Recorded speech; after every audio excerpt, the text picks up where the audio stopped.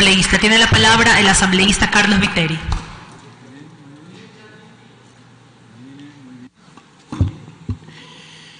Muchas gracias, Presidenta. Ailichishi Tukuiguna. Presidenta, colegas asambleístas. Sin duda, el derecho penal es el mecanismo de control social más radical que existe dentro de un Estado de Derecho. Y en esa medida refleja el estado de la convivencia y la conflictividad social. Desde esa perspectiva, esta reforma nos plantea integrar en la legislación penal cambios en 6 importantes ejes o temas que han ocupado la atención e incluso han preocupado la preocupación de importantes sectores de la sociedad ecuatoriana. Mi intervención está destinada a expresar mi posición sobre estos temas. El primero de ellos es el aborto no punible en los casos de violación, estupro, incesto o inseminación no consentida, así como el aborto en los casos en que una malformación del feto haga inviable su vida. Tradicionalmente, la legislación penal y el sistema patriarcal, que le sirve de marco para definir las relaciones de género, han obligado a las mujeres a asumir y soportar enormes y graves injusticias.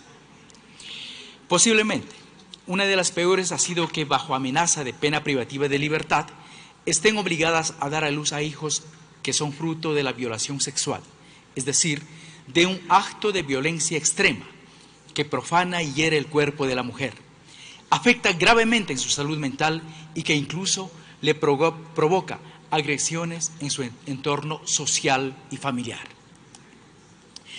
Es indispensable modificar esta situación, así como es necesario reconocer, respetar y lograr el pleno ejercicio de los derechos sexuales y reproductivos enunciados en los instrumentos internacionales, así como las directrices y recomendaciones oficiales de la CEDAW, la UNICEF y el Comité de las Naciones Unidas para la eliminación de la discriminación contra la mujer con relación al aborto no punible.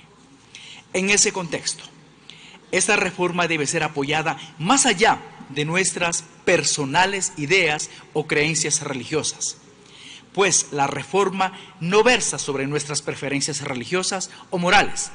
Debemos ratificarnos en la certeza de que la esencia de un Estado laico es que en la discusión legislativa sobre los asuntos públicos, nuestras personales ideas morales o religiosos no pueden ni deben obstaculizar el ejercicio de los derechos de las personas y en este caso específico de las mujeres. Finalmente, debo aclarar que el derecho a abortar en casos de violación, estupro, incesto, inseminación no consentida o malformación del feto es una potestad discrecional que las mujeres pueden o no aplicar.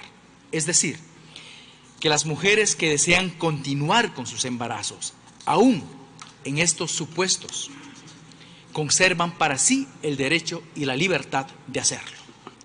Dicho de otro modo, la reforma preserva la libertad de las mujeres que son pro vida y que no llevarían a cabo un aborto bajo ninguna circunstancia.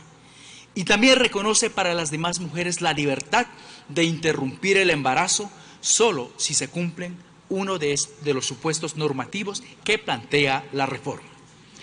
El segundo tema al que debo referirme es la necesidad de afinar los mecanismos legislativos y judiciales para combatir la corrupción y, sobre todo, para recuperar los recursos que ilegal e ilegítimamente se han obtenido a través de los cometimientos de los delitos de lavado de activos, testaferrismo, terrorismo y tráfico de sustancias sujetas a fiscalización. Dicho sea de paso, la corrupción no solamente es patrimonio del sector público, lo es también del sector privado y además de eso, debemos reconocer que la corrupción atraviesa todos los niveles de los diferentes ámbitos de la organización del Estado, pero también, si vamos más a fondo, empezaría también desde el mismo momento que cuando estudiantes copiamos una pregunta para responderlo. En fin, esa es una batalla que requiere de un cambio, de un salto civilizatorio para superarlo, y debemos ser capaces de provocar aquello. En ese sentido, los legisladores debemos apoyar que se introduzca en el Código Integral Penal la figura del comiso de bienes, aun cuando no exista sentencia condenatoria exclusivamente en este tipo de delitos.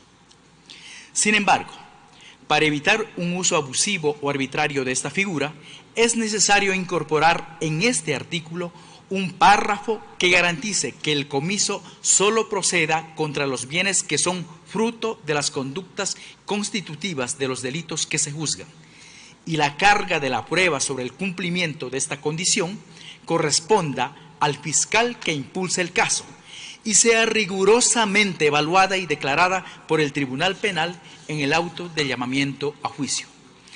Desde mi perspectiva, no podemos promover que se presuma, de hecho o de derecho, que todos los bienes de las personas que sean llamadas a juicio por los delitos de lavado de activo, testaferrismo, terrorismo y tráfico de sustancias sujetas a fiscalización son necesariamente mal habidos, y que las personas juzgadas tengan que justificar la legitimidad o legalidad del origen de los mismos, pues eso equivaldría a invertir de forma inconstitucional el principio de que la carga de la prueba es de quien afirma la realización de una conducta prohibida por la norma penal. Muchas gracias. Gracias, señora.